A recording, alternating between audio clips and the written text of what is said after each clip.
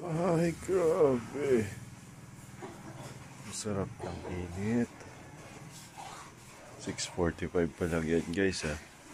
Ayos yan. At lubusan na matanggal tong ubot sipon natin. Maglalakad tayo.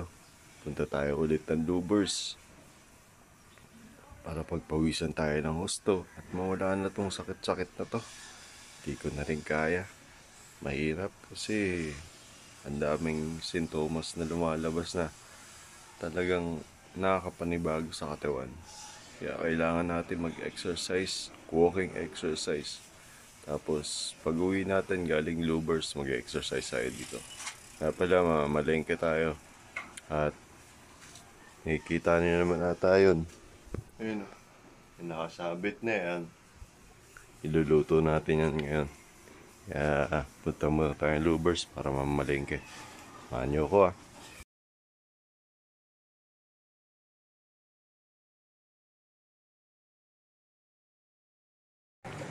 Para umpisa natin sa Abilon. Hanggang dun sa Lubers lalakarin natin.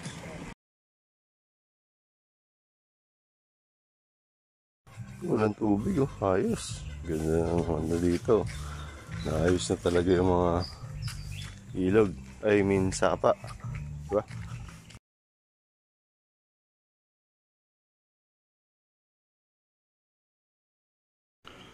Grabe, sarap ng init. As in.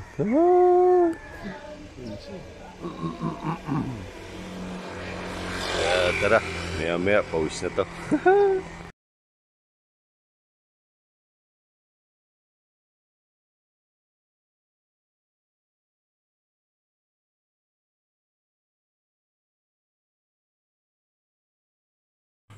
Ang ganda ng bundok dun.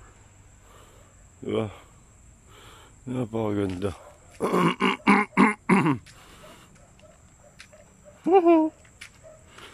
Ganda pa ng init. Ang sarap. Napakasarap maglakad. Kaya tara. Tuloy na natin ulit.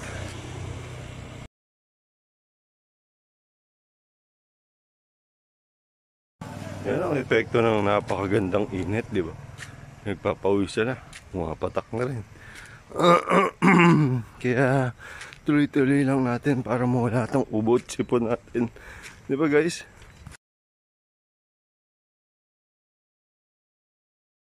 Mataas pa rin pala yung ilog. Grabe yung ilog, di ba? Kaya dito tayo sa may kapilya.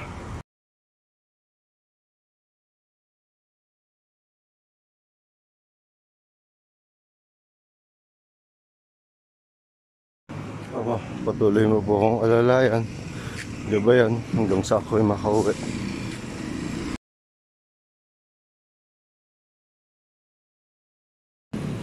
Grabe na tagakot ng pawis ko. Pero malapit na rin naman tayo. Dito na tayo sa Obal. Kaya kaya ba yan? Wala gaano ng sakyan. Today is Tuesday. Kaya hindi gaano traffic. At ayun, nakarating na tayo dito sa ilog. At ayun ang bundok na napakaganda. Kaya samantalayin natin yung init. 7:15 pa lang. Kaya tara na. Mamaya na lang ulit kasi tingnan naman yung daanan ko. So nakarating na tayo dito sa Pure Gold. Pure Gold. Ikot lang tayo sa dyan tapos palengke na. Grabe na pawis ko. Sarap. Mamaya ulit.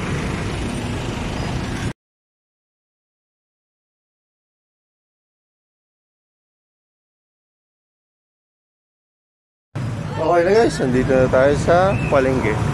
Kaya naman, maghanap lang muna ako ng mga kakailanganin doon para sa laing at bibili na rin ako ng ibang ulam para sa mga susunod na araw.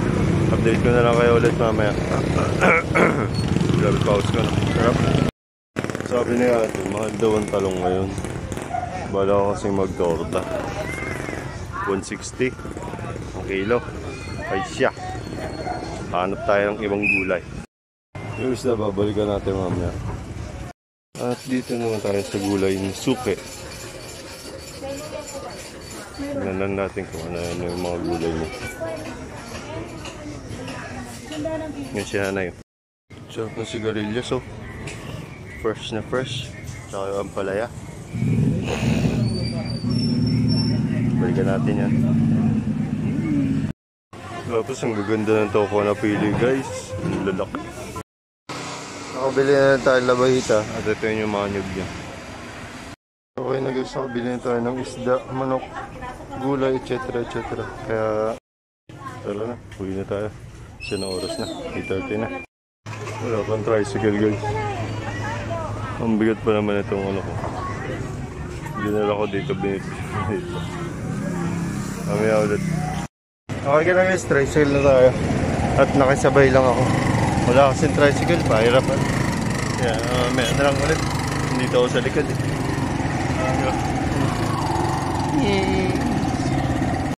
Hi guys, nakauwi na tayo. Payapat ligtas dito sa aming tahanan. Ang bigat yung dala ko.